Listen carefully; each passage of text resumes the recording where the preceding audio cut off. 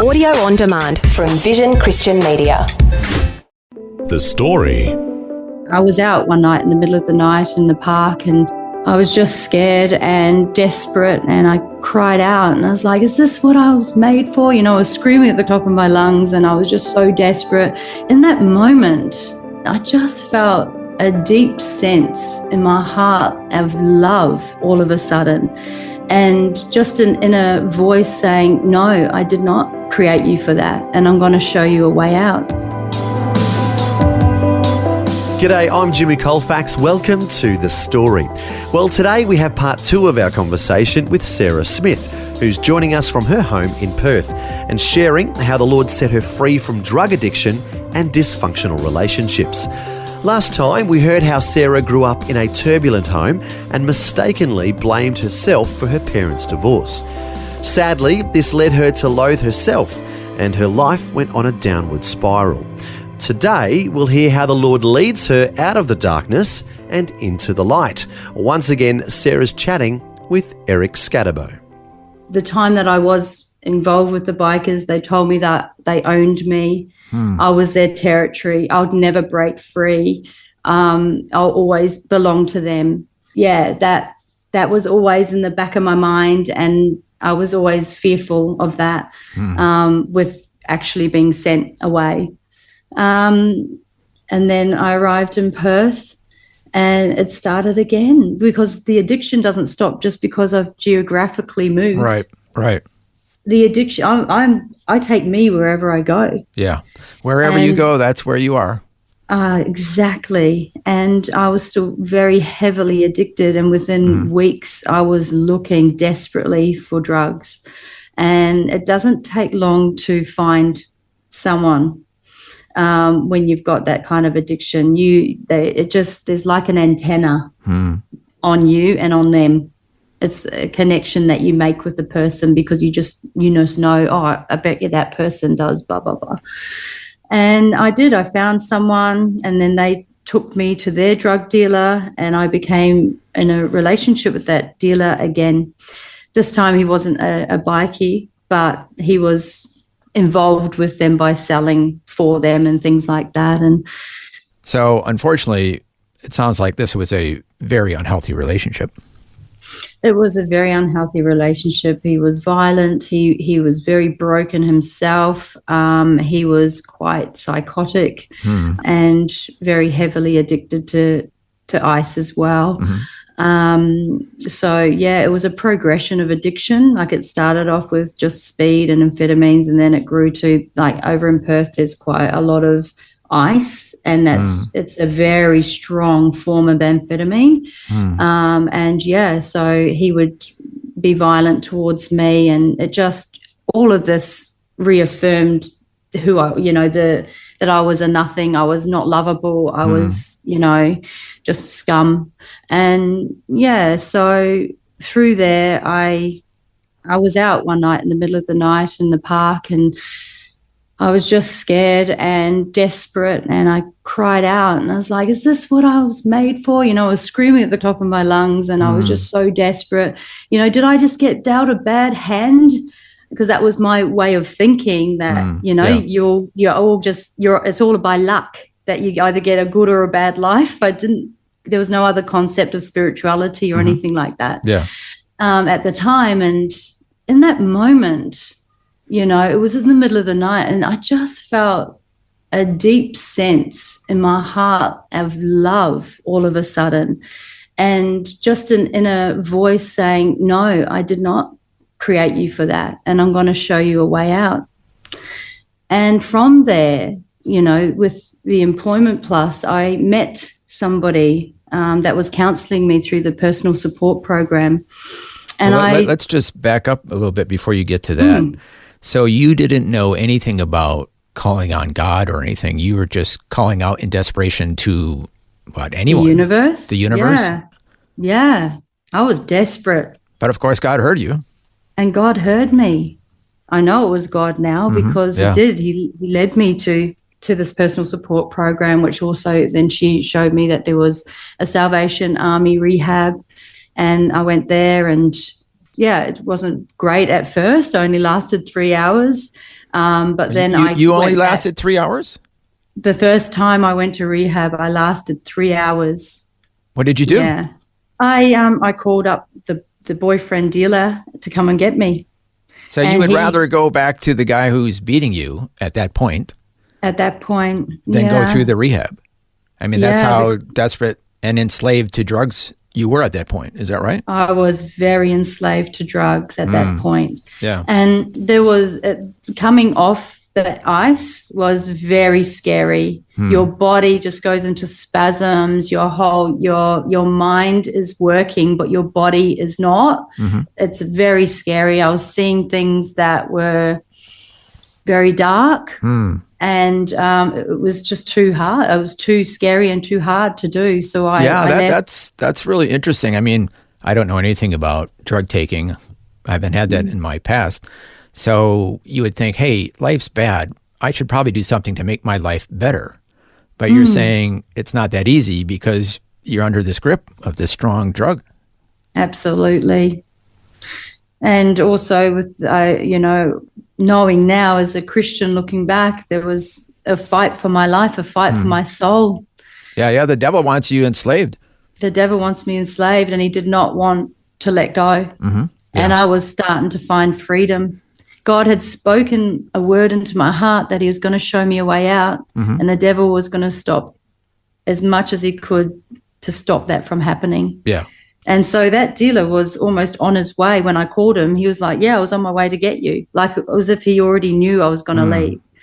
And then, it was obviously, I realized very quickly when I was back in that relationship that this is definitely not where I want to be, and I'm going to give it another go. And so I went back and I got through the program.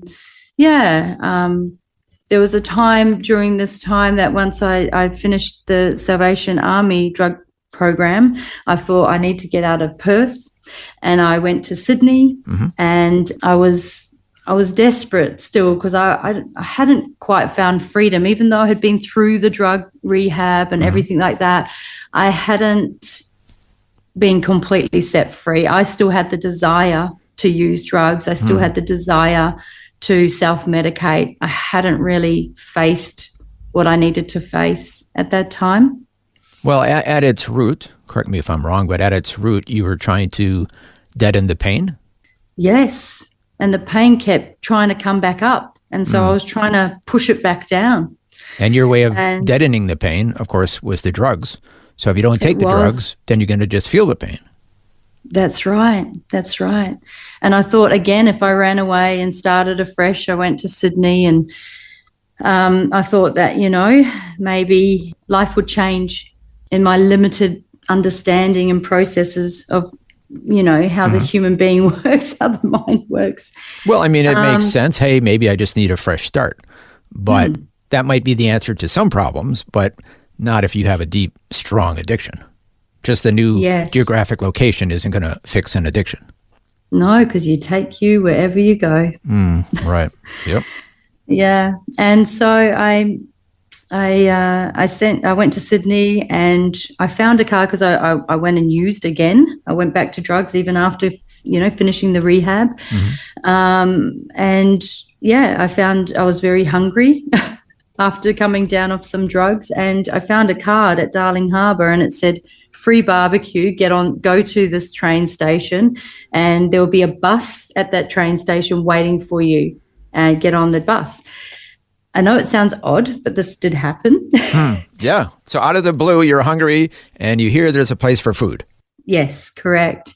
And I went there and I got on this bus with all these strange people, and it took us to a car park. And the car park, it was an underground car park, and it had a stage there. There was lots of people. Obviously, there was no cars. It was just set up for a barbecue and everything. And there was lots of people there. They were really friendly, very happy. And, they gave me some food, and there was music, and it was lovely. And they made an announcement after a short amount of time to say we're going to open these doors. If you want to come in, you're welcome. There's a service. And I was like, I don't know what that means, but I went in anyway. There was lots of lights and glam. It was quite bright and light, and I went in there and I found out that it was Hillsong Church. Oh, okay. In Redfern and Sydney. And I don't remember a whole lot of what was said, but I do remember them calling out to say, if you want to receive Jesus, come to the front. I didn't hesitate. All I remember is I was at the front with my hands in the air saying, I received Jesus into my heart. Mm-hmm. And from there, the battle really begun. What do you mean by that? Well, then I had to make choices. I'd received Jesus into my heart. I did feel a change. Mm-hmm. I felt lighter, but there was still that tug of war going on, and it was real. I could recognize what the battle was now. Mm-hmm. I didn't want to use anymore, but I couldn't. There was just such a pull. Yeah. There was such a pull. Sounds like you were kind of like Paul in Romans chapter 7, where he says, I do the things I don't want to do, and what I do want to do, I don't do, and that kind of thing. So that kind of battle going on inside of you. In me. Yes, absolutely. That's a very You wanted clear. to do better, but... I did. I wanted to follow Jesus, but I didn't know how. Mm-hmm. All I knew was what I'd done for the past how many years, through the most precious years of my life, unfortunately, were wasted on drugs. And that's all I knew. Yeah. Bad relationships, drugs, alcohol, darkness. And so this light coming in, I didn't know how to live in that light. It's like trying to learn a whole new language in a sense. Yeah, it was.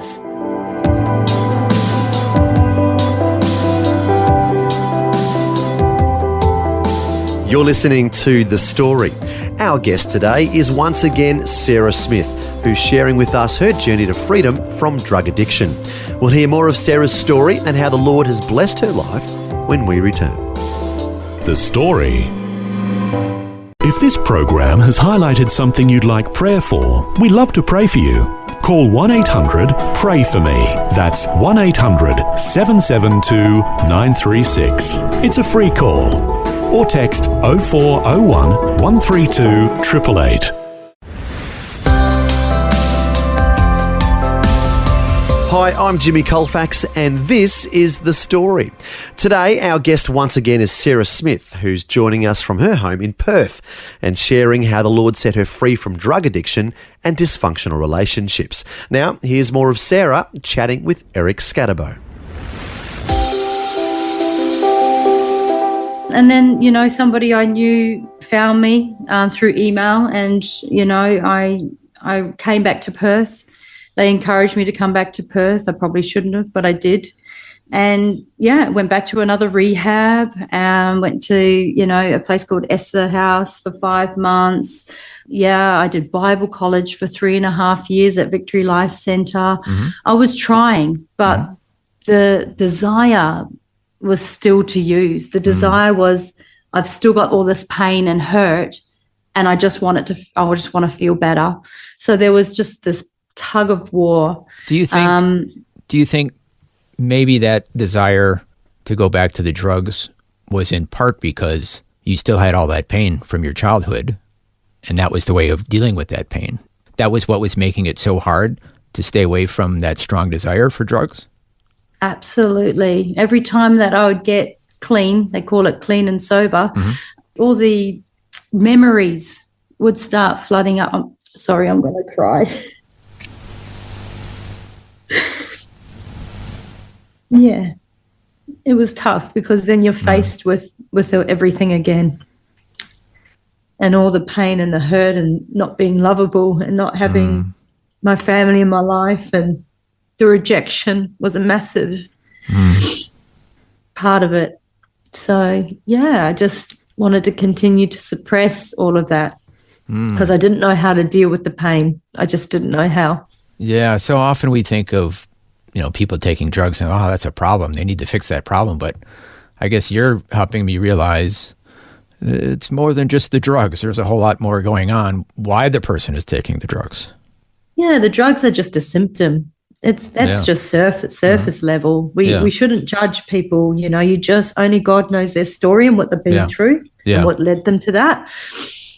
I still take responsibility that, I still chose to do that. I don't blame anyone for that. I can't justify it, but there are reasons why people, choose those ways or try and deal with, especially when you've got limited understanding of what's available out there. Yeah.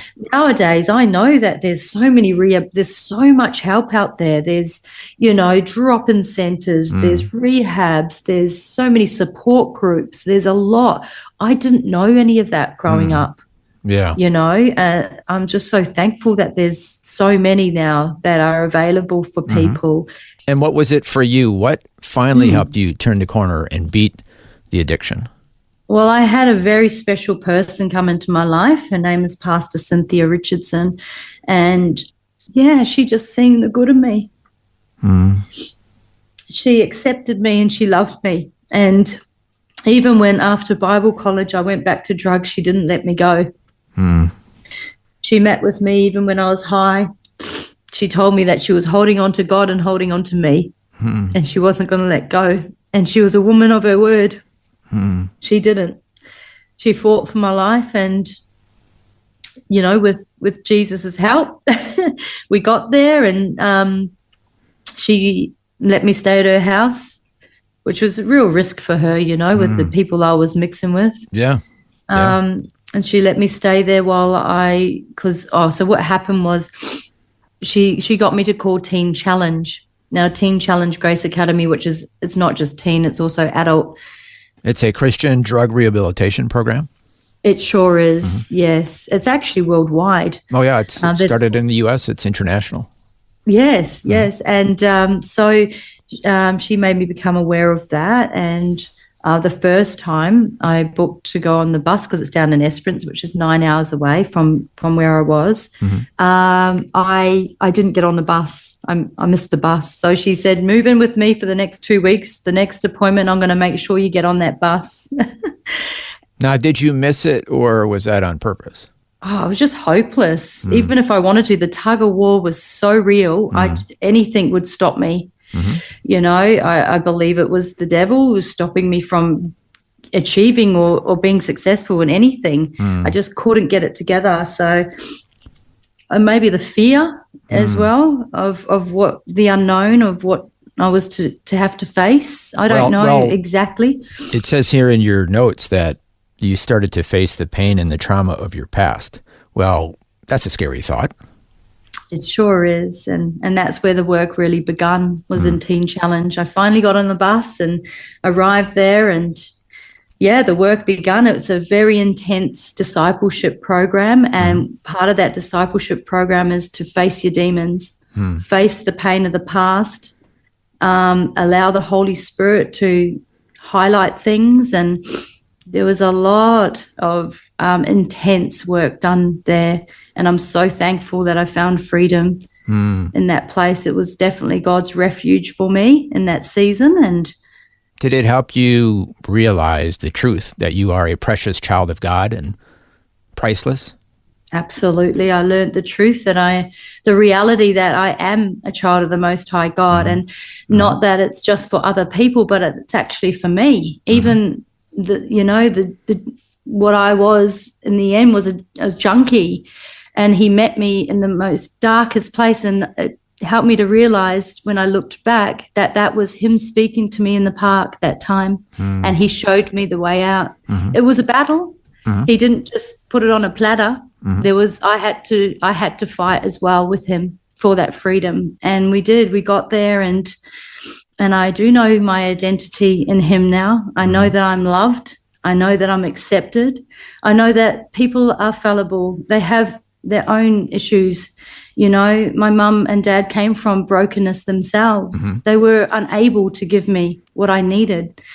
And I realize now that I am accepted in the beloved, and that God is the only one that can meet my expectations. People are unable to do that, and it's not fair that I would put pressure on people to do that.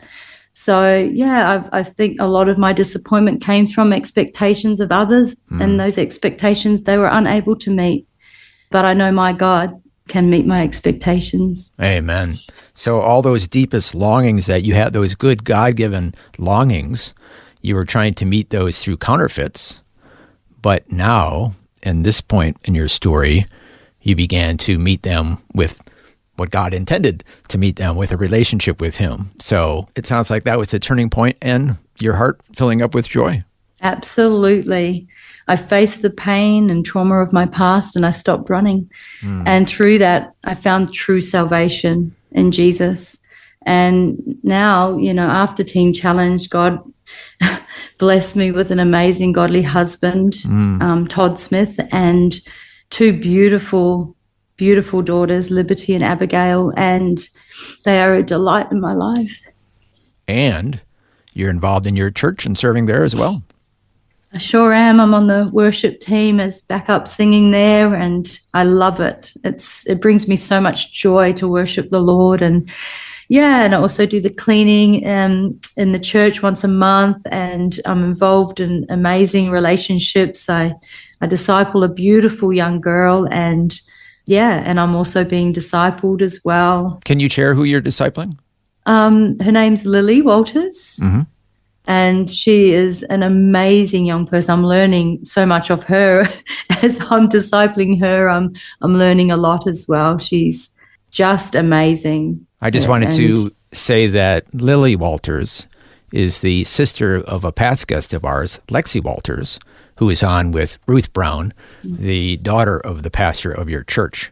So there's some interconnectedness of our past guests, and it's just wonderful to hear how Lily Walters, her life has changed.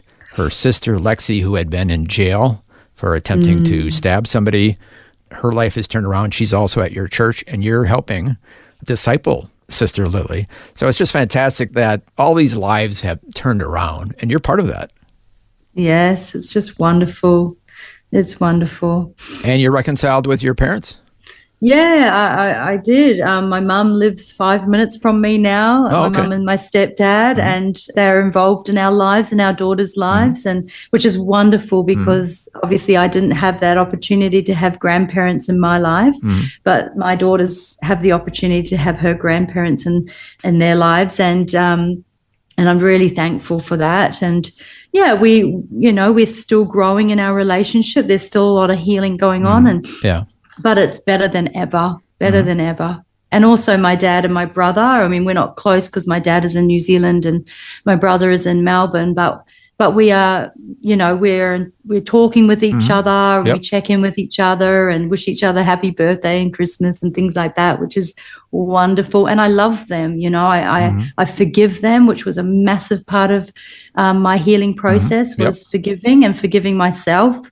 That was a pivotal moment, was to understand that they're humans themselves, they have their own stories, and also to forgive myself and for hating myself and feeling those feelings and treating myself like that. So it was a big part of the healing process and the reconciliation. I mean, that was just bonus blessings to be reconciled to my family. Fantastic. It was just an abundance of blessings from the Lord for that to happen. I have healthy friendships in my life. I've been in the same job for 5 years. I've been promoted in my job. God has just, added on everything that the locust has stolen, has been returned sevenfold. Wow, that is great. Unfortunately, we're running out of time, but if somebody's listening today and can identify with any aspects of your story, maybe they felt responsible for their parents breaking up, or they were involved in drugs or domestic violence or something like that, what would you want them most to know? Don't give up. God has a plan and a purpose for your life. Jesus wants to come in and live in your life and show you the way out. He wants to heal you, and he has a plan and purpose for you. All you have to say is okay to him, and he will show you the way, as he did myself. Amen. Sarah Smith, thank you so much for sharing your incredible story with us today. You're welcome. I appreciate you asking me. Thank you so much. Well, that was Sarah Smith chatting with Eric Scatterbo and sharing her remarkable story of transformation and being set free from the strong grip of drug addiction. As Jesus said, "You are truly my disciples if you remain faithful to my teachings, and you will know the truth, and the truth will set you free."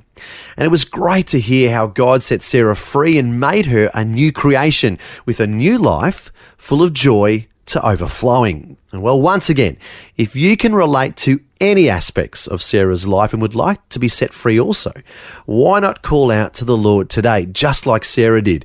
If you would like to pray with someone about this, our prayer line is 1-800-PRAY-FOR-ME. That's 1-800-772-936. We would love to pray with you on that number again, 1-800-772-936. Well, thanks so much for joining us for Sarah's inspiring story. I'm Jimmy Colefax, encouraging you to share your story with someone today. The Story. Just another way Vision is helping you look to God daily.